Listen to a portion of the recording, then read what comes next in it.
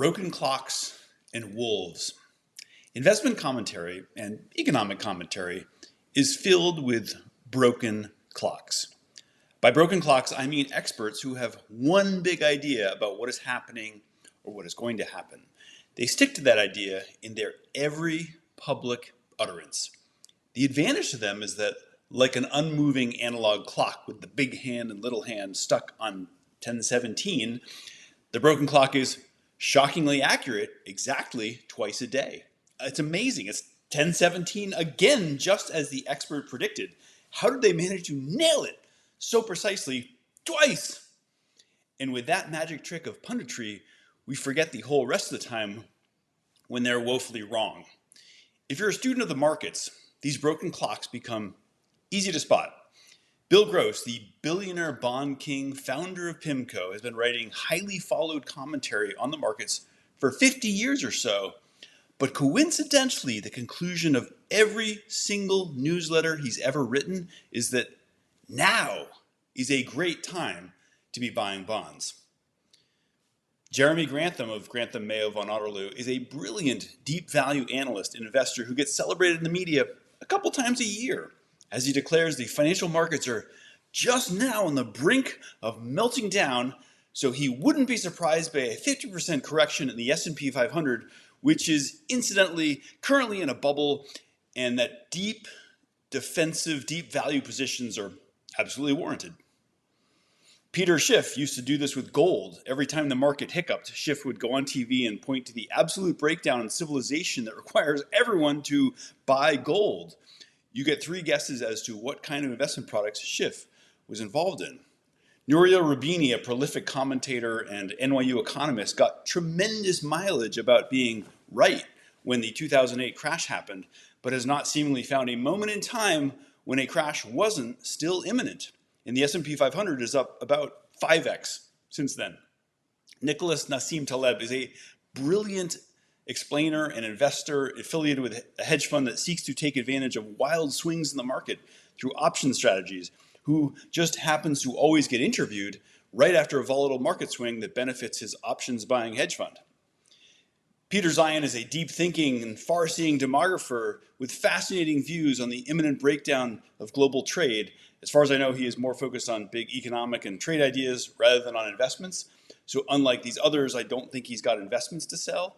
But you won't find him in any doubt about the way in which the world will soon be enveloped in chaos and misery with the breakdown in global shipping lanes. You get the idea. The financial and economic media is complicit. At a certain media-savvy level, I can totally understand why this happens. I even did a TEDx talk about this problem a while back, which you could look up on YouTube. It's called The Unholy Marriage of Wall Street and Financial Media. But financial media can't really sell nuance, doubt, incremental, carefully hedged statements of ever-shifting probabilities. That is the intellectually honest way to approach this stuff, but it makes for terrible headlines. Who's going to click on that? The answer is 0 people are going to click on that. Also, an interviewer or television producer knows that whenever it's time to gin up a scary story, they can just jump on the line with some brilliant broken clock and get an emotionally alarming story to satisfy their boss and their audience. Now, the worst part about broken clocks, in normal times, broken clock commentators, to me, are just annoying. I have my defenses up against them. I try to encourage others to do the same.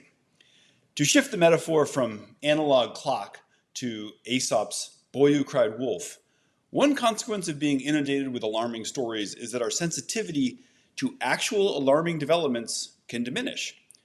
We've been burned by the wolf is coming too many times to pay attention when the wolf is actually, here.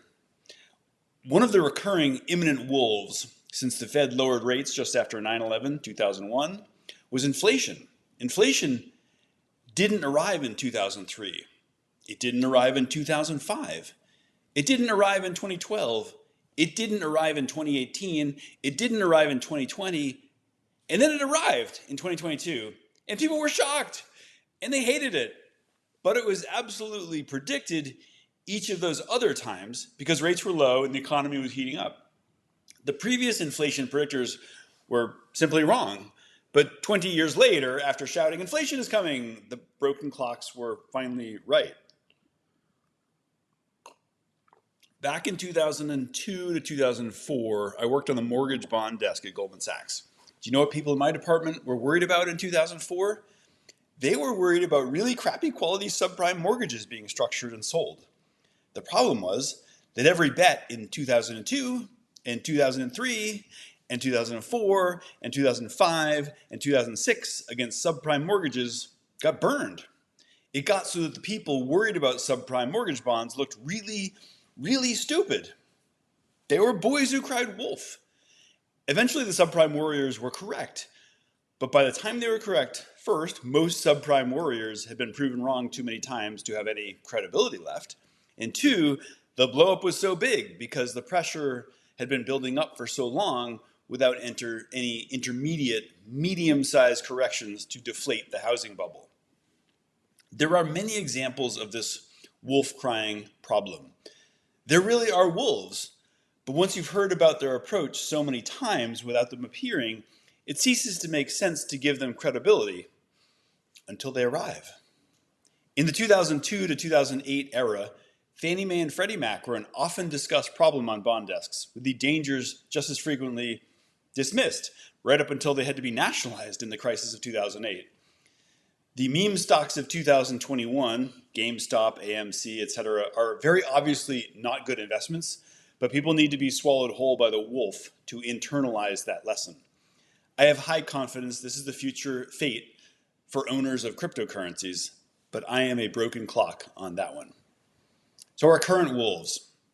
There are two long-term predicted wolves which are actually entwined with one another, tied at the tail, so to speak.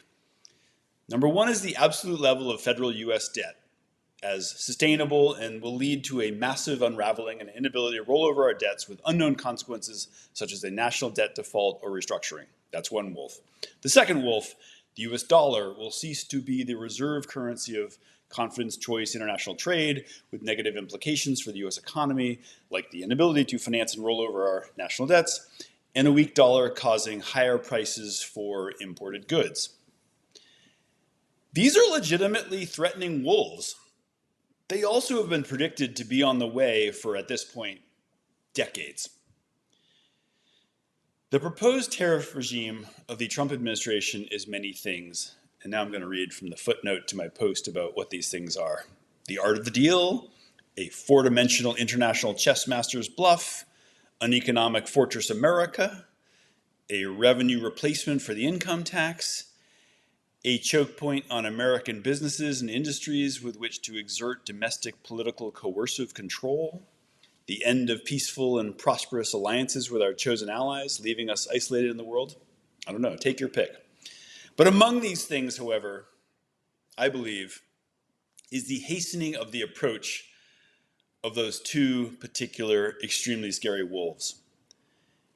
They are an open invitation to the pack to sniff around. Will they begin to feast? I don't have the certainty of a broken clock, but I am worried. The bond market, which is a deeper thinking beast than the stock market, is where you're supposed to watch for the signs of the wolves' approach. That's where capital flight can be seen. That's where trouble rolling over your nation's debts is most visible. In the Nate Silver division of The World Between Hedgehogs and Foxes, in Signal and the Noise, 2013, the hedgehog has one big idea that explains everything. The fox, by contrast, knows only little things and constantly updates those little ideas based on new information. Silver acknowledges the appeal of the hedgehog commentator, which is very similar to the broken clock, but he really thinks we need to be more fox-like in our approach to complex topics. I agree, and I aspire to be that way. Broken clocks are just not correct. It's more accurate and more intellectually honest to be open to many possibilities and to update our views as events happen. And yet, I am honestly not sure when the United States' federal debt will become unsustainable, nor when the world will tip into a collective decision to move away from the US dollar. It's been predicted many times before. The broken clocks have been wrong over and over. even as they offer perfectly brilliant analyses of why, objectively, the US is fucked. What I wish, what I really, really wish, is that we would not add to the probability of these events happening. The Liberation Day tariffs, the trade wars with allies, the uncertainty and chaos of an administration run by an incurious hedgehog with a malignant narcissistic personality disorder is really not helping me feel better about the risks.